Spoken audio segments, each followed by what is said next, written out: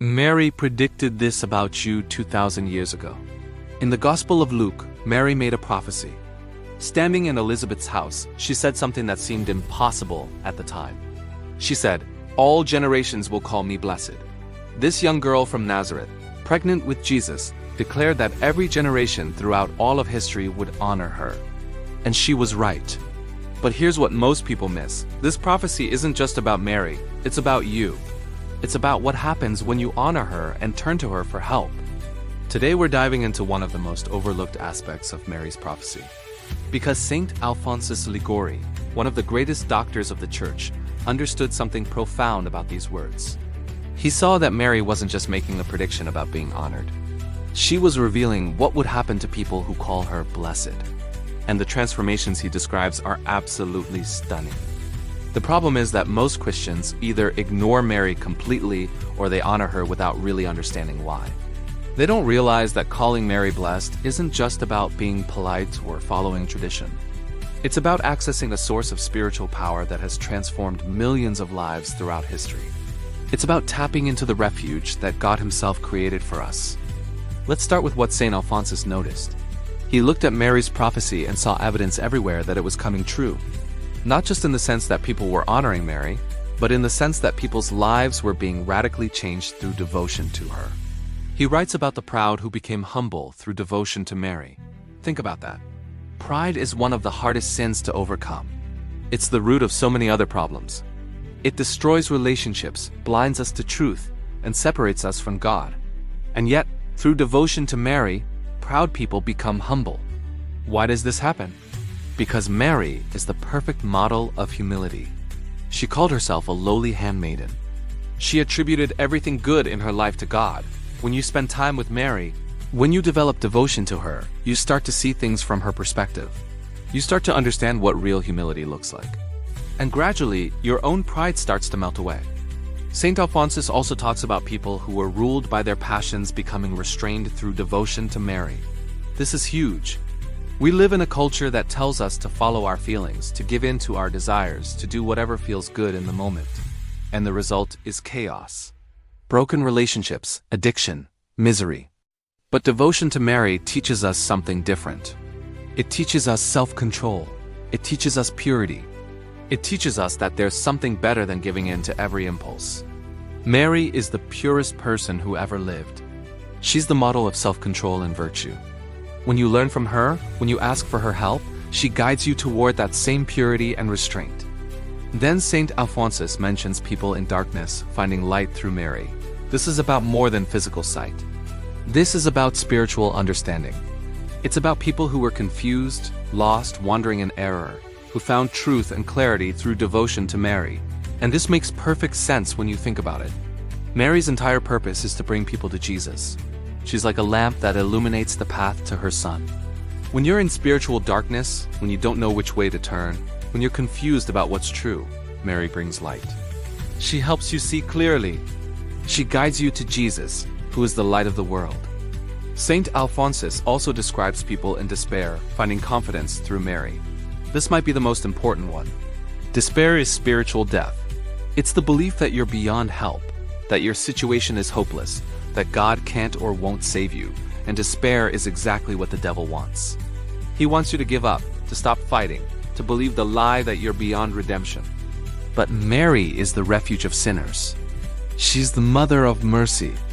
No matter how far you've fallen, no matter what you've done, no matter how hopeless your situation seems, Mary doesn't turn anyone away. She welcomes everyone who comes to her. And when you experience that welcome, when you feel that mercy, despair disappears. It's replaced by confidence in God's goodness and His willingness to save you. Finally, Saint Alphonsus talks about people who are lost finding salvation through devotion to Mary. This is the ultimate transformation. We're not just talking about becoming slightly better people. We're talking about eternal salvation. We're talking about people who are headed for hell being turned around and headed for heaven instead. And all of this, St. Alphonsus says, was clearly foretold by Mary herself when she said, "All generations will call me blessed." She wasn't just predicting that people would honor her. She was predicting what would happen as a result of that honor. She was revealing that calling her blessed would lead to transformation, to grace, to salvation. Saint Bernard interpreted Mary's prophecy this way: all generations call you blessed, because you have given life and glory to all nations. For in you sinners find pardon, and the righteous find perseverance in the grace of God. Notice what Saint Bernard is saying. It's not just sinners who benefit from Mary, the righteous do too. People who are already trying to follow God, who are already living holy lives, they find perseverance through Mary. They find the strength to keep going, to not give up, to stay faithful. This is important because sometimes people think devotion to Mary is only for beginners or for people who are struggling with serious sin, but that's not true. Even the saints, even the holiest people, even those who are already close to God, they all benefit from Mary's help. They all need her prayers. They all find strength and perseverance through her intercession. Saint Alphonsus then shares something beautiful.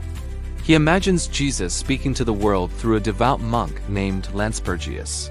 And in this meditation, Jesus explains exactly why he gave us Mary and what she's meant to be for us. Jesus says, "Men, poor children of Adam, who live surrounded by so many enemies and in the midst of so many trials, endeavor to honor my mother and yours in a special way." Notice he calls us poor children of Adam. He's acknowledging our condition. We're fallen. We're weak. We're surrounded by enemies, the world, the flesh, and the devil. We're in the midst of trials and struggles. This is the reality of human life after the fall. But then Jesus says he's given us Mary specifically to help us in this situation. He gave her to the world for two main reasons. First, to be our model, to show us how to live, to teach us by her example what it means to follow God faithfully. Mary is the perfect disciple. She said yes to God completely. She trusted him even when she didn't understand. She stayed faithful even at the foot of the cross when almost everyone else ran away. She's the model of what Christian life should look like. But Jesus also gave Mary to be our refuge, a place we can flee to in all our afflictions and trials. This is so important. Life is hard. We face temptations, sufferings, struggles, fears. We need a refuge. We need somewhere safe to go. And Jesus made Mary to be exactly that for us. Then Jesus says something that should give us tremendous confidence. "I've made this daughter of mine in such a way that no one need fear or have the least reluctance to turn to her." No one needs to fear. No one needs to hesitate. It doesn't matter what you've done. It doesn't matter how far you've fallen. It doesn't matter how unworthy you feel. You can turn to Mary without any fear or reluctance because of how Jesus made her. He created her with a kind and compassionate disposition. She doesn't know how to despise anyone who takes refuge with her. She can't deny her favor to anyone who seeks it. This isn't just poetic language. This is the reality of who Mary is. It's how Jesus designed her. The mantle of her mercy is open to all. This is a beautiful image. Mary's mercy is like a mantle, a cloak that covers and protects everyone who comes to her. And she allows no one to leave her feet without consoling them. No one goes away disappointed. No one leaves empty-handed. Everyone who comes to Mary receives consolation. Think about what this means practically. When you're struggling with sin, when you're facing a trial, when you're confused or afraid or in despair, you can go to Mary. You can ask for her help. You can take refuge under her mantle of mercy.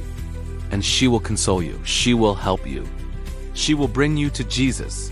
This is why Saint Alphonsus ends this meditation with praise. May the immense goodness of our God be ever praised and blessed for having given us such a great, such a tender, such a loving mother and advocate. God didn't have to give us Mary.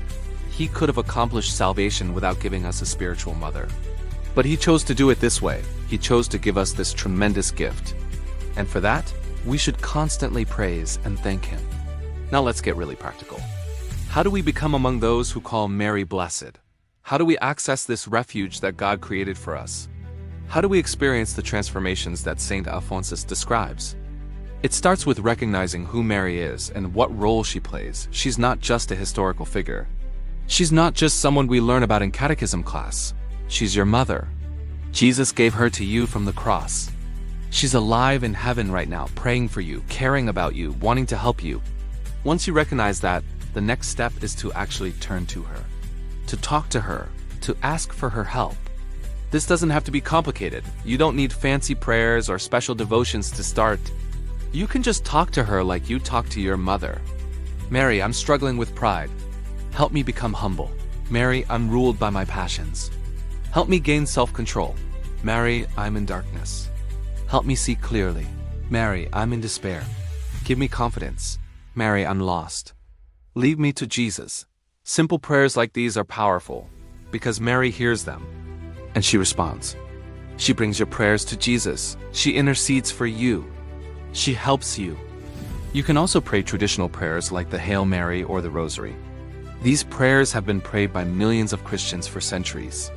They're powerful because they focus our attention on Mary and on the mysteries of Christ's life. They help us meditate on what Jesus did for us, and they're a way of honoring Mary and asking for her prayers. But whatever form your devotion takes, the key is consistency. Make it a habit to turn to Mary, talk to her daily, ask for her help, honor her role in your salvation, call her blessed like she prophesied, and then watch what happens. You might not see dramatic changes overnight. Transformation usually happens gradually. But over time, if you're faithful in honoring Mary and asking for her help, you'll start to notice changes. You'll find yourself becoming more humble, more self-controlled, more clear in your understanding, more confident in God's mercy, more firmly on the path to salvation. All the transformations Saint Alphonsus described will start happening in your life. This is what it means to fulfill Mary's prophecy. When you call her blessed, you're not just saying nice words about her. You're opening yourself to her maternal care. You're taking refuge under her mantle of mercy. You're allowing her to bring you to Jesus. And this is exactly what Mary prophesied would happen. She said all generations would call her blessed. She knew that throughout all of history, people would honor her and turn to her. And she knew that as a result, lives would be transformed. Sinners would find pardon. The righteous would find perseverance. The proud would become humble. The lost would find salvation. 2,000 years later, we're still seeing this prophecy fulfilled. People all over the world are calling Mary blessed, and their lives are being changed as a result. The same transformations that happened in the early church are still happening today, because Mary is still our mother. She's still our refuge. She's still bringing people to Jesus. The question is whether you'll be among those who call her blessed. Will you honor her and turn to her for help? Will you take refuge under her mantle of mercy? Will you allow her to transform your life and lead you to Jesus? Mary prophesied that all generations would call her blessed. She was talking about you. She knew that people in the 21st century would still be honoring her, still turning to her, still experiencing her maternal care. She made this prophecy knowing that you would hear it. So, what will your response be? Will you join the countless millions throughout history who have called Mary blessed and experienced transformation as a result? Will you take Jesus up on his offer of this great, tender, loving mother and advocate? The choice is yours. But remember what St. Alphonsus said. Through devotion to Mary, the proud become humble. Those ruled by passion become restrained. Those in darkness find light. Those in despair find confidence. The lost find salvation. That could be your story. That could be your transformation. All you have to do is what Mary herself prophesied. Call her blessed and turn to her for help. Subscribe if you're ready to call Mary blessed.